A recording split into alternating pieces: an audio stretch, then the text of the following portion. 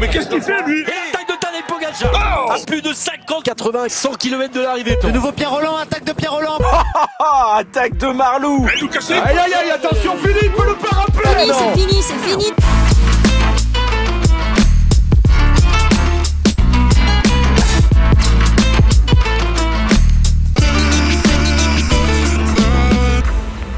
Bonjour à toutes et à tous et bienvenue dans ce vélo podcast débrief de la 4e étape du Tour de France, un final de folie et la 100e victoire de Tadej Pogacar en carrière. On va en parler avec Charles-Antoine Nora de la chaîne L'Équipe qui est avec moi. Salut Charles-Antoine. Salut. Un grand merci d'être là, c'était la première dans Vélo Podcast. Tu avais fait une petite tête en 2023, je me souviens, une arrivée à Bayonne. Tu t'étais garé sur le parking avec Claire Bricogne et je t'avais ramené 30 secondes au podcast. Donc voilà, bon, c'est ta deuxième, première officielle en tout cas avec moi. Je te remercie beaucoup. Donc je le disais, 100e victoire de Tadej Pogacar aujourd'hui avec un final dessiné autour de Rouen et dans Rouen où on s'est régalé, un final en apnée quand même. Ouais, c'était un final de dingue, hein. Franchement, on appelle ça le... Tu vois, là, ça a racé, comme on dit. Je veux dire, tout le monde était à bloc dans les derniers kilomètres. C'est un final de dingue. Enfin, pour ceux qui font du vélo, je pense que tout le monde était carbo à la limite, non-stop. En plus, le terrain de jeu était quand même propice à faire la course.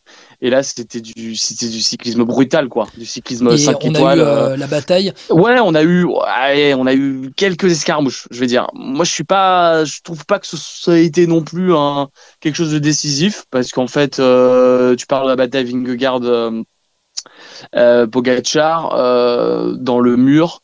Je suis pas, pour moi, on peut pas forcément faire un bilan de 300 mètres à 15%, quoi. Le Tour, il se joue pas là-dessus. Le Tour, il est long et on sait très bien que Pogacar, dans ce genre d'effort, il est bien plus efficient que Vingegaard. Donc, c'est déjà pas mal que Jonas Vingegaard ait pu tenir. Et on va dire que, moi je m'attendais à voir Mathieu Van Der Poel un peu plus lucide. Je pense qu'il était cramé, il lance de trop loin son sprint. Et ce mur là, quand Pogacar prend un petit peu d'avance, c'est ce qui flingue tout le monde derrière. Tout le monde est à la rupture. Même Vingegaard se rassoit, mais en fait Pogacar se rassoit 30 mètres plus loin. Donc difficile de tirer des conclusions hâtives, à part le fait qu'il y a quand même deux mecs qui sont au-dessus du lot, quoi. Oui, ça on l'a vu donc dans la rampe Saint-Hilaire avec le sommet qui est à 5 km de l'arrivée, mais la bataille, comme je le disais, elle a commencé plus tôt avec encore une fois les Visma et les UAE qui se font un petit peu la guerre de celui qui a la plus grande. C'est un peu ça entre les deux.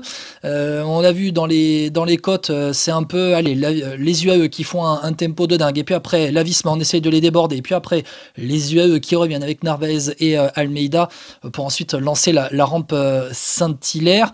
On a vu donc le gros tempo, et puis dans les forts pourcentages, les 400-500 derniers mètres, avec des passages à 13%, Van Der Poel qui a baissé la tête, qui s'est rassis, Vingegaard qui a suivi le plus longtemps Pogacar jusqu'à pratiquement une centaine de mètres du sommet. Il a lâché quelques mètres, ensuite il est revenu sur Tadej Pogacar, les deux se sont un peu regardés au sommet, après redescente, retour du groupe de derrière. Mais au final, on voit bien, alors c'est un effort qui convient plus, oui, à Tadej Pogacar, mais on voit quand même que Tadej Pogacar, allez, il a quoi, 2 watts de plus peut-être que Vingegaard au sommet de la rampe. Ça joue à quelques centimètres, à quelques mètres en tout cas, mais on voit que Tadej Pogacar veut rentrer dans la tête de Vingegaard, et seconde après seconde, mètre après mètre, étape après étape, il essaie quand même de rentrer dans la tête de Vingegaard aussi. Ouais, en fait, c'est une guerre de position. Tu parlais de la guerre d'équipe, c'est pareil. Pour moi, c'est le même genre de bataille, c'est-à-dire que chaque coureur de l'équipe UAE et de l'équipe Visma Lease the Bike, est programmé pour aller battre l'autre, et c'est pour ça que c'est une guerre de position. C'est-à-dire que Pogacar, lui, c'est un gagnant, il veut gagner tout de suite, et il sait très bien que Vingegaard va essayer de le suivre. C'est un joueur, donc il a envie de voir si Vingegaard s'est amélioré depuis le Critérium du Dauphiné. Faut pas oublier ça aussi, parce qu'ils se sont pas vus depuis 3 semaines, et puis je pense qu'il avait envie de marquer les esprits d'entrée et de se dire l'autre jour je l'ai pas eu, je me suis fait battre, mais aujourd'hui c'est bien moi qui vais la gagner. Une guerre de position position. Pourquoi aussi? Parce que les équipes, tu l'as dit, elles se rendent coup pour coup. Et surtout, aujourd'hui, sur un circuit comme ça, c'est une guerre de position, de positionnement. Il faut être très bien placé. Si tu es un peu trop loin, bah voilà, tes équipiers ils peuvent pas faire l'effort et c'est fini quoi. Tout le monde était à la file indienne pendant 10 km quoi. Ça, Donc, c'était ça roulait à impressionnant bloc. de voir tout le monde en file indienne. C'est- Alors, notamment, C'est c'est ça, la ouais. côte avant la rampe Saint-Hilaire, c'est la côte de la Grand-Mare où Ouais, à partir il de n'y a là, pas ça a d'énorme vissé, pourcentage, mais là, tout le monde en file indienne quoi. Ouais, ça a vissé très très très fort avec Timolenz qui a passé un très gros rôle à ce moment-là. En fait, ils sont tous à bloc. Donc tout le monde est à bloc à ce moment-là. Donc tu peux pas te réserver pour le final. Là, c'est all-in en fait. Pendant 10 bornes, t'es à bloc. T'es à bloc et puis au moment où tu pètes quoi. C'est un peu ce qui s'est passé pour Romain Grégoire, Kevin Vauquelin et Skiel Moseux. Romain Grégoire qui arrive à rentrer, mais en fait il peut pas faire mieux. Ils sont à bloc dans les roues. Il suffit de prendre 1 mètre et c'est fini dans un virage. On vire mal et puis c'est fini quoi. Le groupe il part. Ça roule à 200 à l'heure. C'est du cyclisme total. Ouais, et c'est ce qui correspond totalement à Pogacar et Van Der Poel qui se font ce cyclisme-là le printemps sur les classiques, qui se bagarrent et on le voit sur le Tour de France. C'était un final de classique dessiné par ASO. Autant on peut peut-être aller de ce qu'ils ont fait de la dernière étape dans le Nord vers Dunkerque hier, autant sur ce final à Rouen, comme pour le final à Boulogne-sur-Mer, ça a été très bien dessiné. On a vu du vrai beau cyclisme avec Van Der Poel dans le sprint final qui a tenté de lancer, qui a été cramé, il n'a pas assez récupéré, et Pogacar qui a été le plus lucide et le plus fort jusqu'à la ligne d'arrivée pour Charles-Antoine, la 100e victoire de sa carrière. Il ne voulait pas l'avoir sur la dernière étape du Dauphiné, il l'a eu sur la 4e étape du Tour de France. Ouais, et puis elle est marquante parce qu'en fait, mine de rien, il gagne face à ses deux adversaires, ses deux rivaux du moment. Van Der Poel, c'est son rival, on va dire, pour Des tout ce qui est classiques. mars-avril. Ouais. Et puis Vingegaard, le temps d'un mois de juillet. Donc en fait, elle est forte. Cette image, il pourra peut-être l'encadrer, même s'il en a d'autres, mais la photo, elle est assez marquante. On sent aussi dans son cri, quand il lève les bras, qu'il y a une sorte de libération. Alors il n'y avait pas de frustration chez lui, j'imagine. C'est pas le genre de gars à être frustré, mais il y a quand même tout ce final très tendu sous haute pression. Et là, il gagne, il bat au sprint Van Der Poel qui l'avait tapé il y a 2 jours. Et puis surtout, il bat aussi Vingegaard. Donc, je pense que tout ça, ça rentre aussi dans la tête de ses adversaires. Ils se disent, Vingegaard, on sait que c'est un très bon coureur sur 3 semaines. En fait, c'est un gars qui est capable de gagner partout. Il est capable de gagner sur les pavés. Il est capable de gagner une étape au sprint. Moi, j'en étais persuadé aujourd'hui. Je pense que Van Der Poel, il gagne pas parce qu'il y a un manque de lucidité. Il lance peut-être un peu trop tôt, mais il est cramé surtout. Il se rassoit directement, ça se voit. Ouais, en fait, pour lancer un sprint de 200 mètres, faut quand même avoir les cannes. Pogacar, c'est le seul qui en a encore. Mais Vingegaard a fait des progrès énormes en sprint. C'est quand même un poids plume, etc. Oui. Il fait quand même on l'a vu au 3e. Dauphiné et on le voit sur ce début de Tour de France. Ouais, c'est ça. Mais en fait, il est encore une jambe au-dessus, Pogacar. Alors, est-ce que c'est de bon augure pour la suite du Tour de France? Alors oui, pour le spectacle, on va dire oui.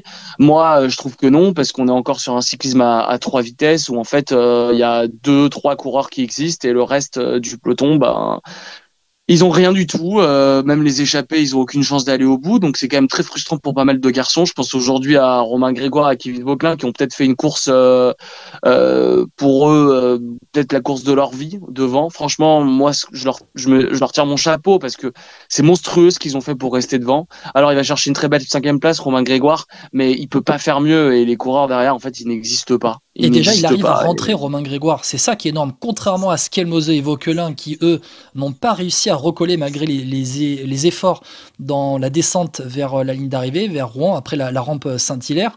Grégoire arrive à faire le jump avant la rampe finale vers la ligne d'arrivée. Et il accroche que la 5e place, entre guillemets, mais tout de même devant Evenepoel, devant Joao Almeida.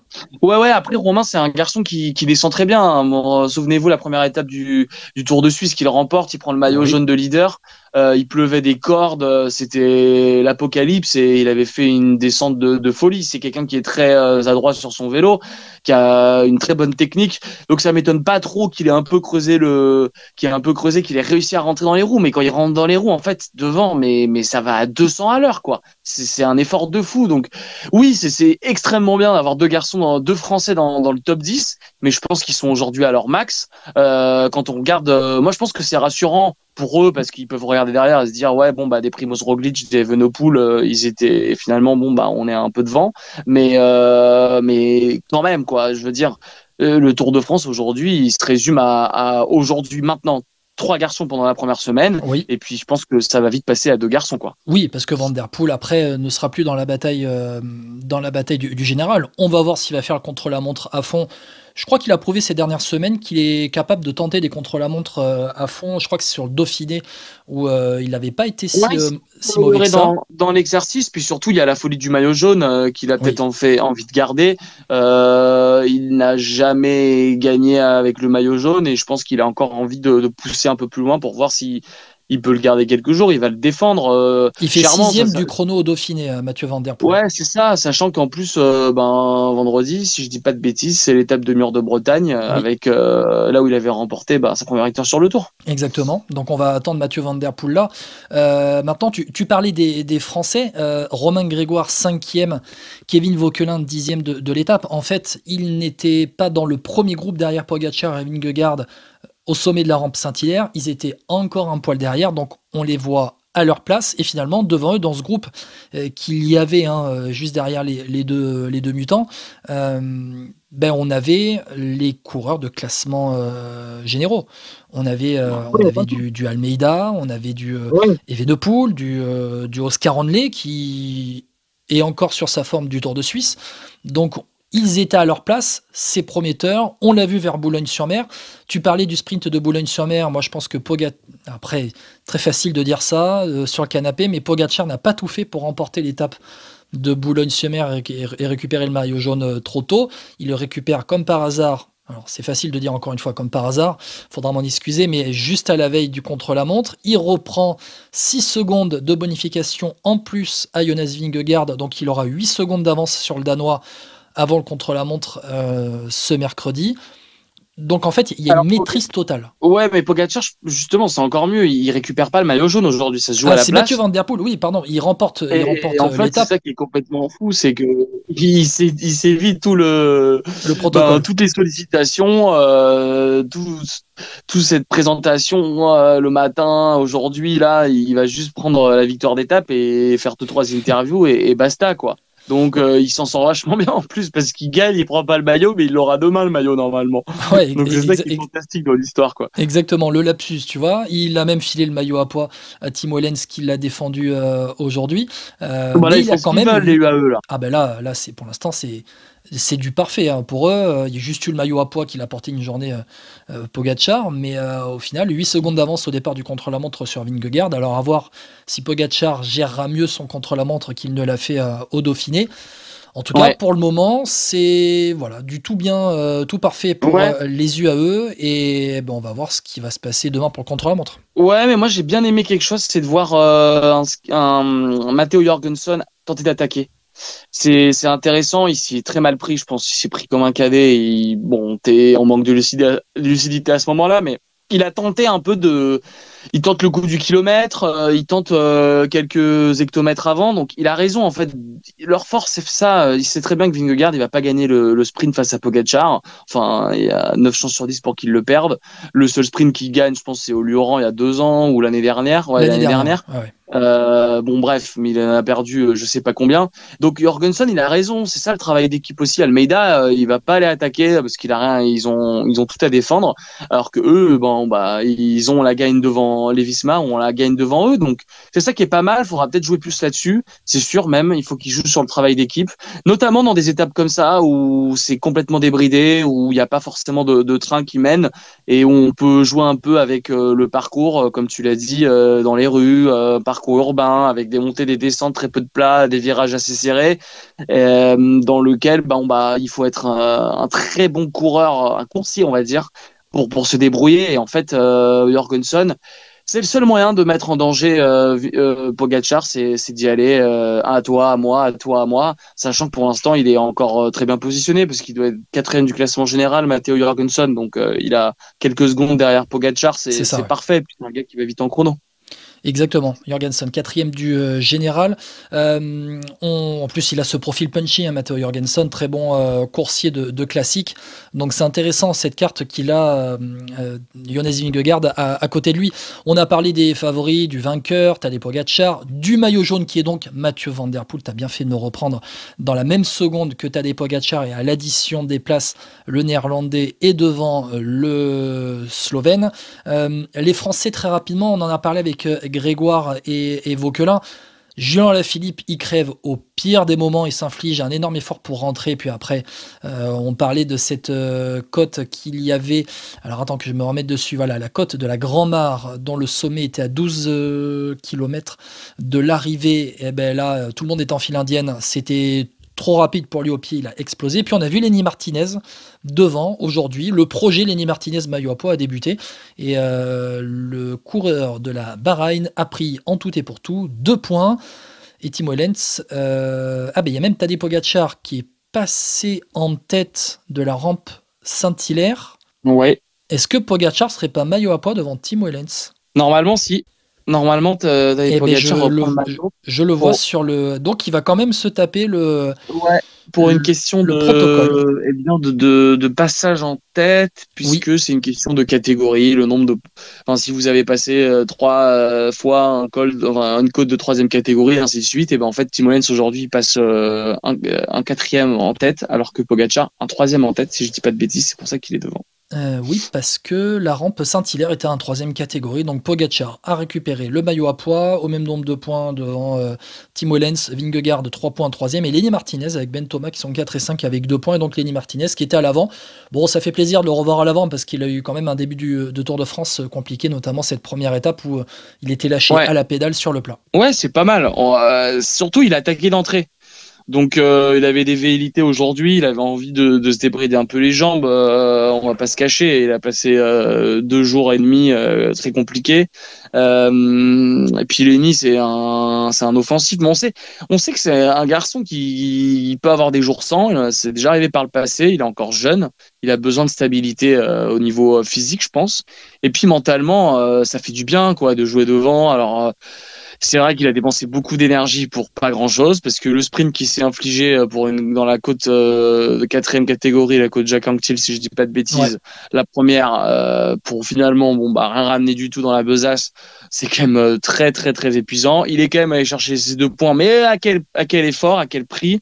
L'effort fourni est complètement démesuré par rapport au gain quoi, mais bon, il rentre dans ce classement, demain il va se reposer et puis il aura l'occasion d'aller en chercher un peu plus tard, mais je pense surtout c'est pour se rassurer, parce que au niveau comptable il a 2 points, c'est pas aujourd'hui que ça va se jouer quoi. Oui, bon, on refera pas le débat sur le barème du maillot à pois, on l'a eu en début de Tour de France et dans la présentation du Tour de France, mais en tout cas Lenny Martinez, il montre aussi qu'il veut ce maillot à pois en étant échappé sur une étape de plat où c'est clairement pas là qu'on l'attend. Donc c'est bien de le voir à l'avant. Alaphilippe, j'en ai parlé, la crevaison au pire des moments.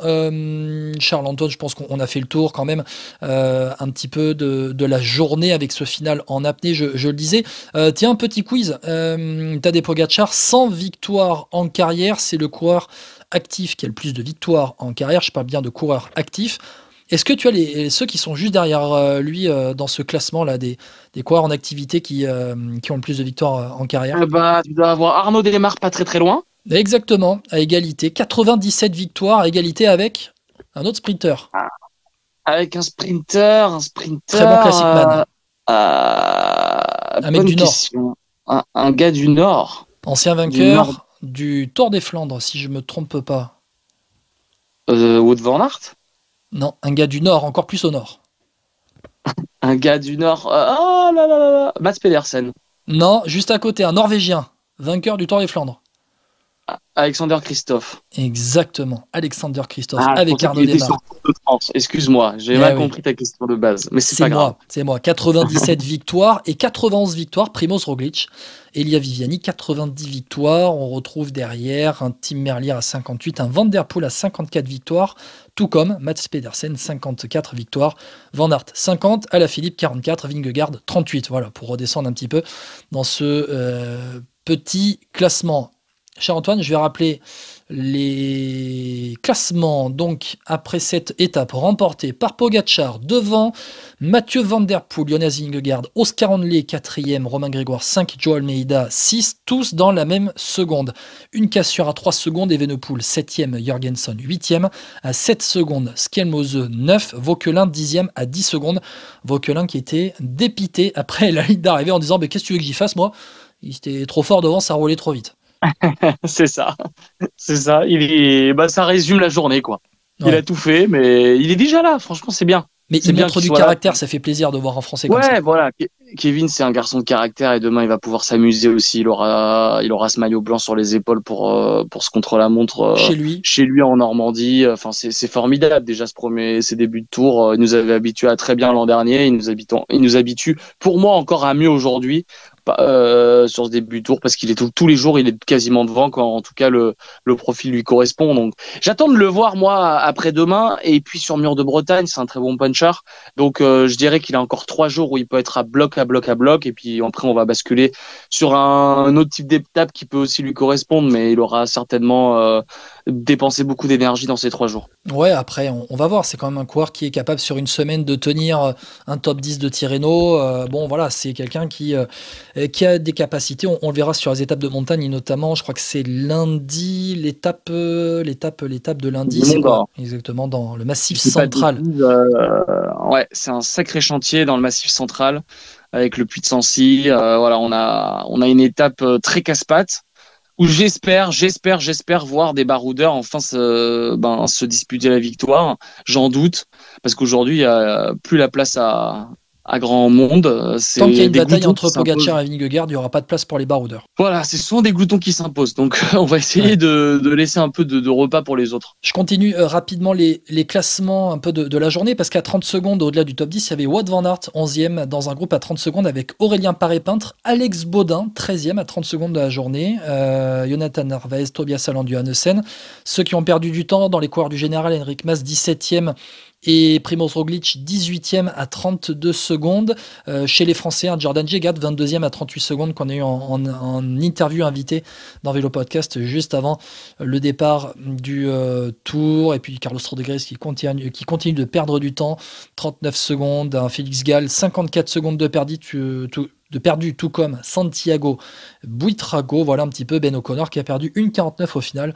Aujourd'hui, le général. Ouais, Guillaume Martin qui perd du temps. Hein. On sait que c'est pas forcément sa force d'être bien placé, de tenir les roues. Il a un peu du mal à prendre beaucoup de risques et c'est un peu logique qu'il perd du temps. Mais c'est un Normand, donc après-demain, c'est pour lui. Hein. C'est à domicile après-demain dans la Suisse normande. Ouais, Guillaume Martin, 37e de l'étape à 54 secondes. Le général, avec donc Van Der Poel en tête dans la même seconde. Pogačar, ça va être important. L'ordre de départ demain pour le contre-la-montre à l'envers. 3e, Vingegaard à 8 secondes. Jorgensen, 4e à 19 secondes, qui a doublé au général. Kevin Vauquelin, 5e à 26 secondes. Enric Mas, toujours 6e, malgré le temps perdu aujourd'hui à 48 secondes. Il y a déjà des écarts.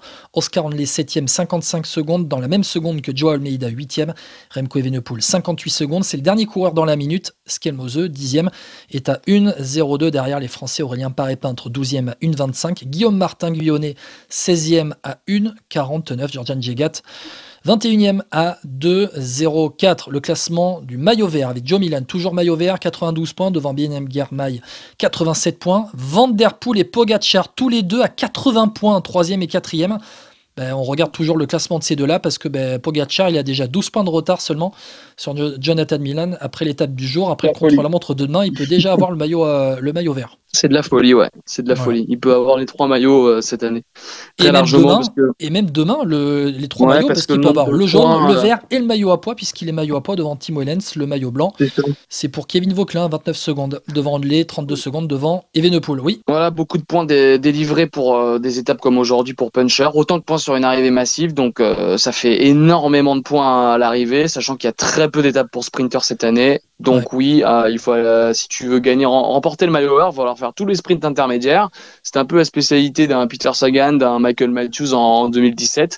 Ça veut dire qu'il faut bien passer les bosses.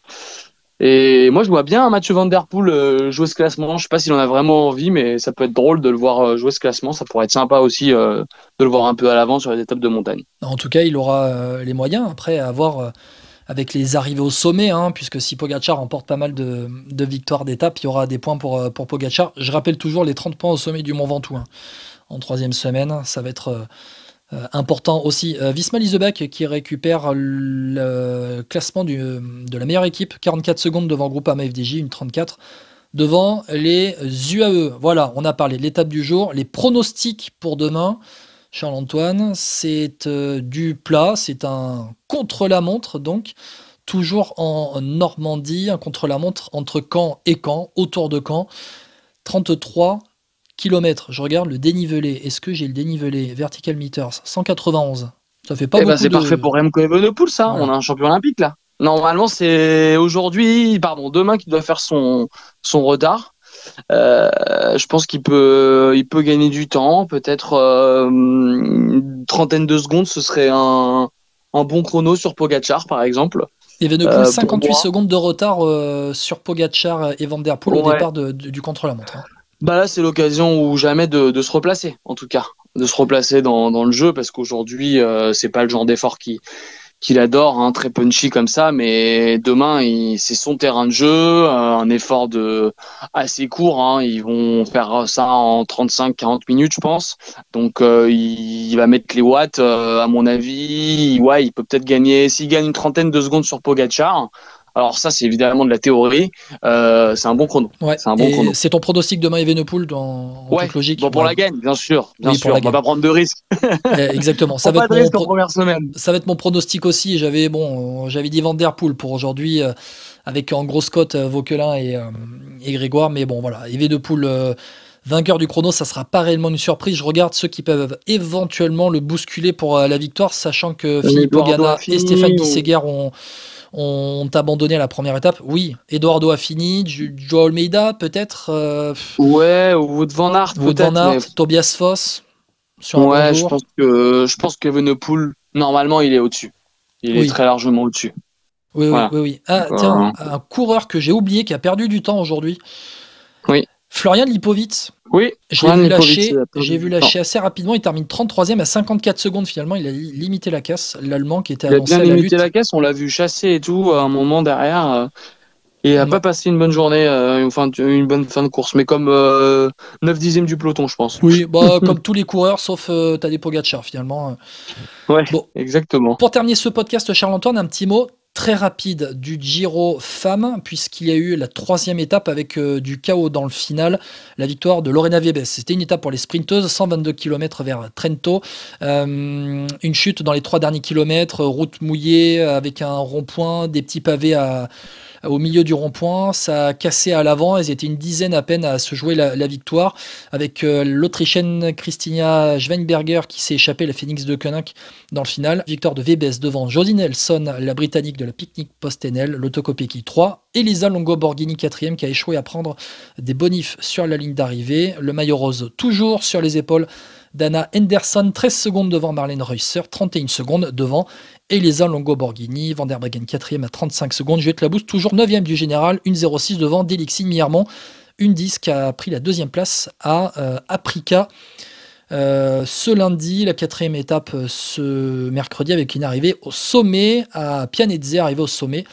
Ça va être pour les coureuses du général une montée de 11 km à 7,5% de moyenne. Voilà, le Tour d'Italie, on va le suivre aussi. Charles-Antoine. Parfait pour Juliette, tout ça. Bah ouais. En plus, c'est l'occasion pour elle je parle de Juliette Labous, évidemment. Ouais. Vu que Demi Vollering n'est pas sur cette course, elle se focus entièrement sur le Tour de France femmes. C'est parfait. Pour Juliette, il va falloir que demain elle marque un peu du terrain, parce que c'est aussi l'occasion de montrer que elle a toujours les épaules d'être une leader dans une grande équipe.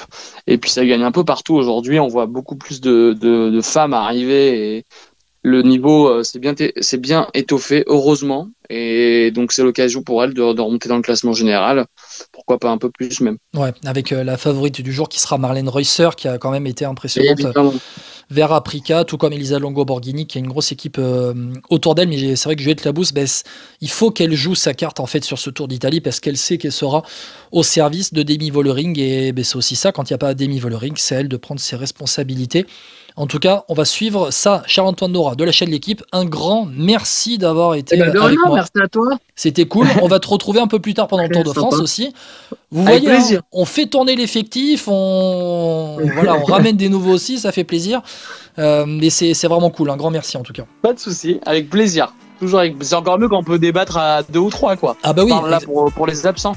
Oui, oui, François-Pierre. Alors, François-Pierre, Noël, mon acolyte de toujours, il devait être avec moi. Le problème, c'est qu'il faut aussi garder les enfants. Et quand les enfants sont un peu turbulents, les priorités, bah oui, voilà, bon, on le sait. En tout cas, on lui fait une grosse bise. Une grosse bise encore à Julien Després d'Actu Cyclisme féminin qu'on retrouvera aussi très rapidement dans le podcast. Je rappelle les plateformes Apple Podcast, Deezer, Spotify, la chaîne YouTube ainsi que les réseaux sociaux de Vélo Podcast. Et puis Charles-Antoine Nora, la chaîne L'équipe, très rapidement dans l'équipe du soir. Exactement. Charles-Antoine, on se retrouve très bientôt. Ciao, ciao. Merci, à bientôt.